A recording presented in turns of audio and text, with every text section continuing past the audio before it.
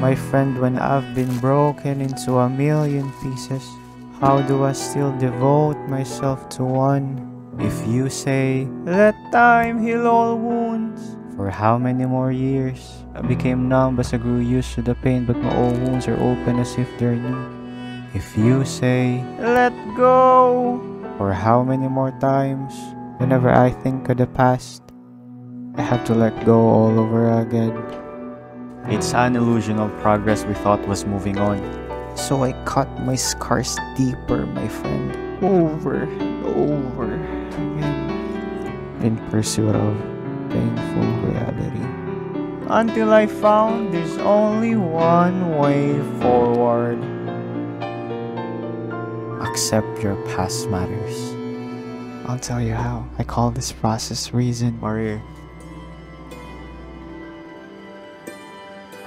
Fuck. My reasons.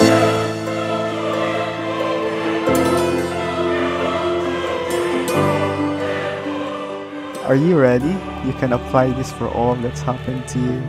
If she's the one who left me this unforgettable lesson, then she has to know that I am now a different person. Maria knew me when I was whole. Her validation holds a million pieces of me. She has to witness me, or else I will need one or a million to testify until it reaches her. Sound good! Gusto mo bang may mangyari sa atin? Kahit may boyfriend ka, basta sabihan mo lang ako. hindi kita susumbong. Punta ka right now. I'm serious. Come here. Apakabilis mo! Oh, hinihindaan mo ba ako para alam ko? Pinag-isip. Tagasan ka. Nakikita ka sa TikTok. Hi, ako nga po pala si Kate, future ni Sam. Hi po, mga babae. I would never do that to you. Special kang babae. Mamahalin kita habang buhay. Yung totoo. Totoo. Ako yung main, pero sa iba mo nahanap yung pangailangan. Tatagal tayo sa relasyon. Basta ako yung favorite mo. Magpapakasal tayo. Seryoso? Yeah, ayaw mo ba? Siyempre gusto. Ganito ba talaga? Hindi ako sumama. Ako rin ngayon lang ito mangyayari sa akin. First natin parehas. Save it for marriage. Right. Naisip kong bigyan ka ng anak, pero wag kang magtaray. Baliw kasi baka mamana ng anak natin, tapos lahat ng tao sa bahay mataray. Kiss mo na ako. Ano bang meron sa Laguna? Ano bang sikat doon? Falls nga. Taong gubat pala tong kausap ko. Buti natuto kang mag-Discord. I'm really proud of you, Raya. Oo, anong akala mo sa amin? Gusto mo ba mag-movie night? Tuturuan kita mag-Netflix, Raya. Nakabilis mo ka mo. Marunong Kakayanin ako. ba natin ang LDR? Kakayanin, kung kaya mo. Hindi ko kaya. Gusto ko ng physical. Sorry, hindi ako marunong lumandi. Ano sa... Hoy, hindi kita nilalandi. Yeah, inuulit mo yung sinasabi ko. Paulitin mo na lang tong sasabihin ko. Lahat ng nakakausap ko lately accountancy. Ganun ba kadali yung course mo? Uy. What? Hindi ka ba nag-level up lang ng cashier? Uy, grabe. Grabe ka. So, anong ginagawa mo sa buhay? Umaasa ako sa Diyos na sana may biyaya ako. However, I made some wrong decisions and ended up in a place where only those willing to be judged can be saved. But what happens, my friend, when someone with no intention to know me decides to judge? Their ignorant narrative of me will become their story of who I am. What happens when more people believe that story? It becomes my reality, submerging me into a deeper darkness. Do you know what that feels like? Every time I lie down, I can feel myself and my truth buried in a void. Thankfully, there's one who knows me, my own hope. He is the light, my friend, holding my broken pieces together, saying he can save me.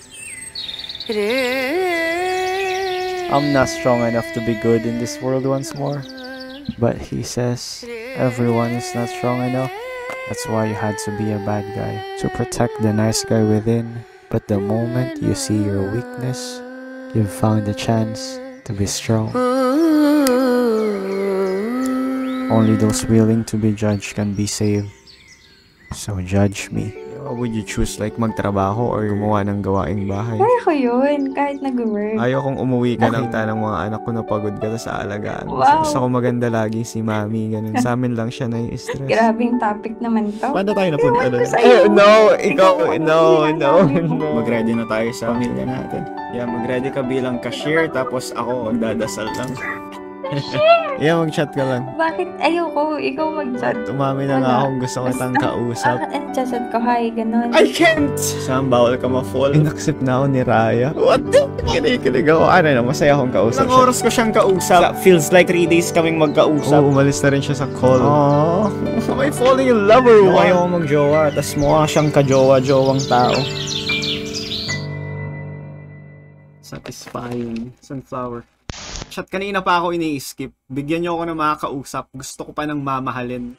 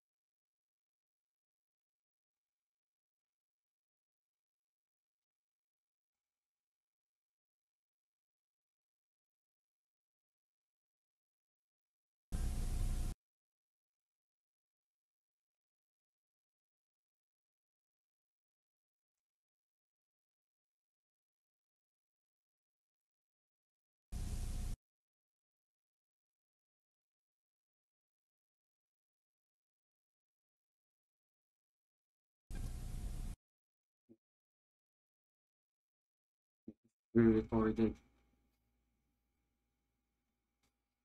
Halata naman siguro sa acting ko. Ano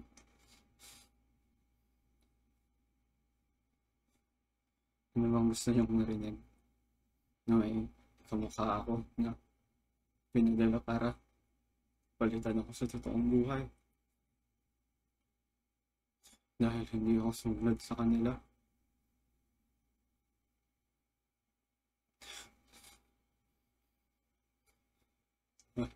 At napansin nila na may plano kong paunti-unti na ilantad sila. Maybe that's a clone. Ewan. Ngayon lang ako nakakita.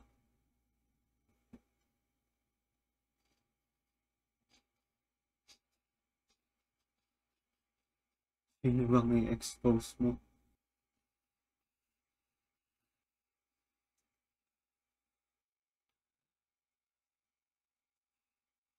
Sila yung nagmamanipula sa mundo.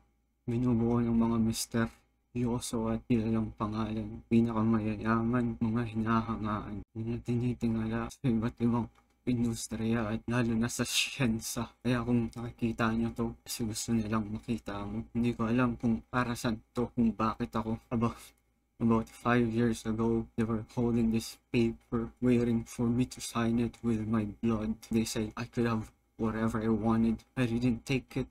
Hindi ko to makwento dahil may pang-blackmail sila na kahit hindi totoo.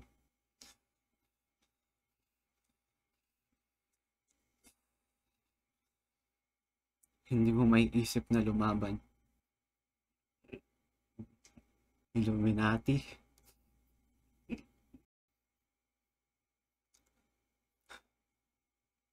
Parang ganun. Hindi ko sila papangalanan. Ang mababaw lang na pagsisiyasat ang gawin nyo. Dahil kung titignan nyo sa Google, kung hahanapin nyo sila, kung sino sila, iba yung ibibigay sa inyong description. Magbasa kayo ng mga sinulat na libro ng mga matataas na ranggo sa kanila. Kilalanin nyo kung sinong nagpapatakbo sa mundo. Bakit kayo ginagabayan sa kalungkutan, sa kalibugan, sa kababawan? Even just knowing which famous people they have under them is enough to connect the dots. They say, your body, your choice, but they only offer you the worst choices. Lahat ng sinusulong nila ay kabaliktaran ng nasa Biblia. The baby must die so you can live, but Christ died so you could live. They aim to normalize sinful things such as sexual immorality, causing us to forget the true worth of our bodies. We degrade, we shame, we lose respect. But the Bible says your body is a temple of the Holy Spirit, and God's temple is sacred.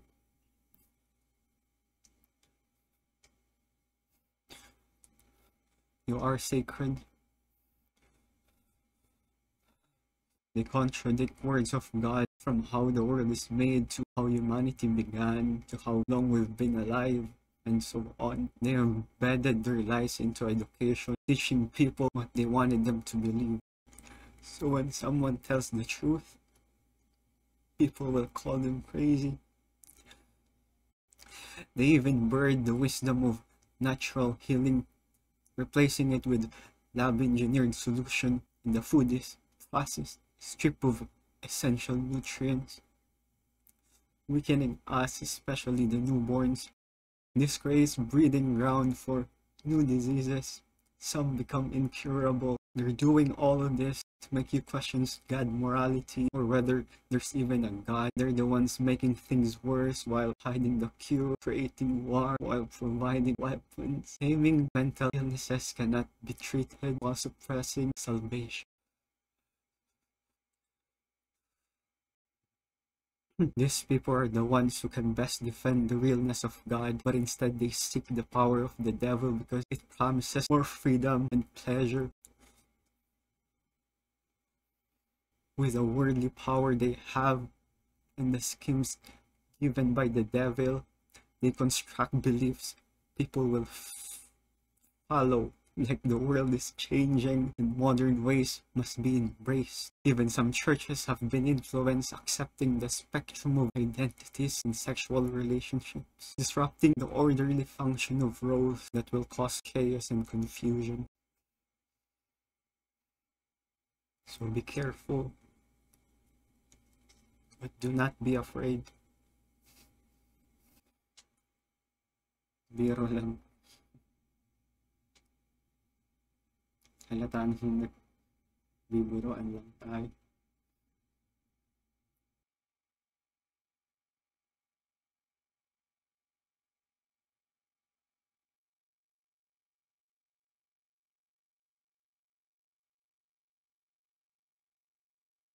Nakita niyo ba yung IG story ko? Nawala yung phone ko at SIM kaya bumili ako ng panibago. Nalaman ko na pwede palang kumuha ng bagong kopya ng lumang SIM. Bali, dalawa yung SIM ko sa bago kong cellphone. At gamit ko yung bago kong SIM card. At tignan nyo, may tumatawag sa numero ko na wala pa akong pinagsabihan.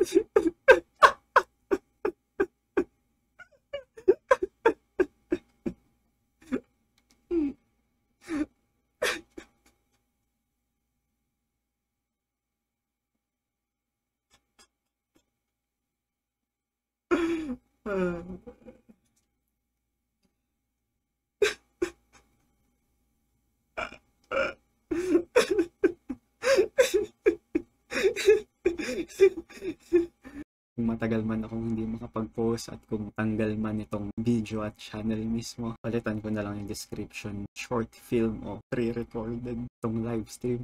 Hindi ko maintindihan kung anong plano nila, kung para saan to, pero pakiramdam ko parang pinag-eksperimentohan ako. Hindi ko alam kung kailan ako uli makaka-post, kung sakali man, paalam.